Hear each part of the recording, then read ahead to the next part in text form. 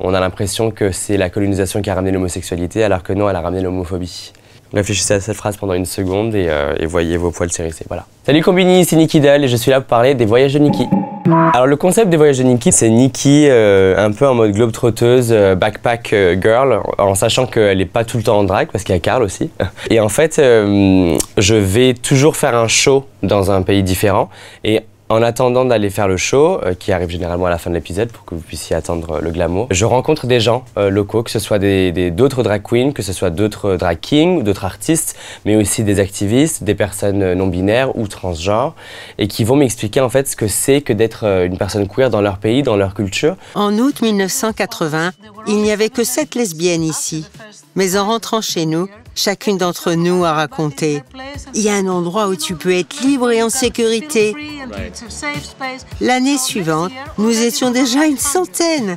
On a trouvé notre refuge. Mais qui vont aussi m'expliquer la place de la queer identité ou de la culture LGBT dans leur culture, que ce soit religieux, que ce soit mythologique, que ce soit etc.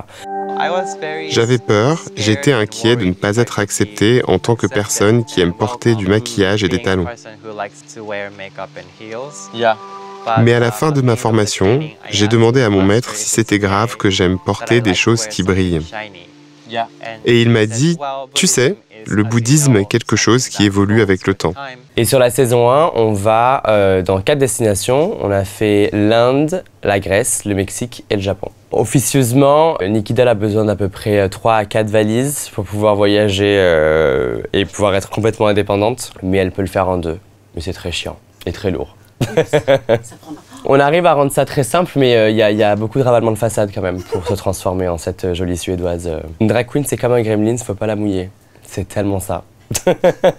Il faut pas la mouiller, on résiste très mal à la chaleur. C'est un peu notre kryptonite.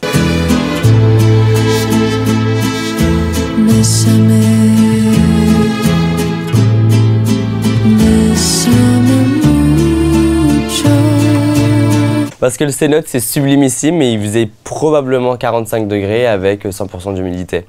Donc je suis arrivé avec un brushing et je suis reparti avec une afro. C'était magnifique par contre, mais c'est pas simple. La scène des backwaters du Kerala, ce qui était drôle, c'est que je me sentais vraiment comme dans Priscilla folle du désert, à vivre mon moment.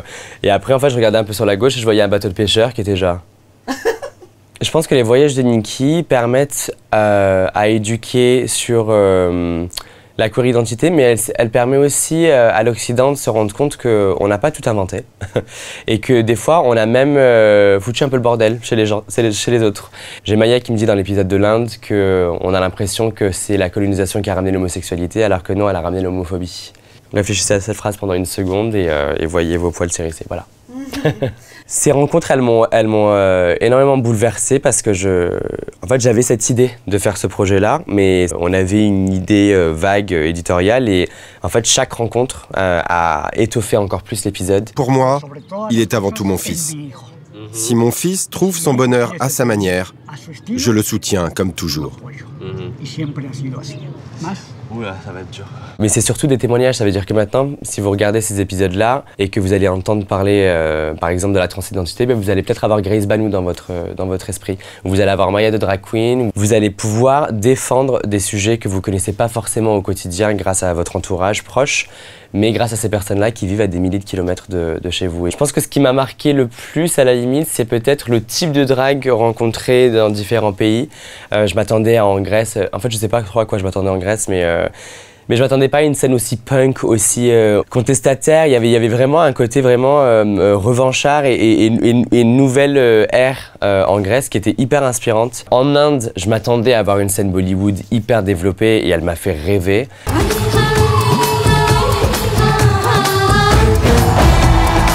Et au Japon, il y avait ce côté animé qui m'a toujours animé. Les voyages de Nikki, déjà, c'est pas forcément un projet qui est uniquement fait pour ma communauté. C'est une lettre d'amour à ma communauté, mais c'est d'abord un projet pour tout le monde.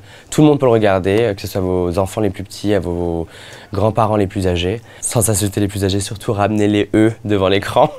C'est quelque chose qui se regarde en famille, c'est quelque chose qui est censé célébrer surtout d'abord la race humaine tout simplement et montrer qu'on peut vivre ensemble sans forcément se craindre. Et surtout, si vous avez apprécié Drag Race parce qu'il y avait ce côté fun, compétition, sulfureux, avec du drag, vous allez adorer parce qu'il y a du drag. Si vous êtes moins Drag Race, moins compétition, moins télé-réalité, vous allez aussi adorer parce que c'est pas du tout ça non plus. On emprunte du coup certains codes du drag parce que j'en suis une, mais à côté de ça, on est vraiment dans l'humain et on est vraiment dans la découverte et vous allez vraiment voyager. À côté des paillettes, du sequin et des perruques, vous allez voir des scènes sublimes avec les backwaters du Kerala. Je vous laisse regarder ça sur Google.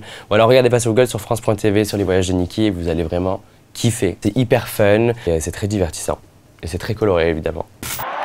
Mini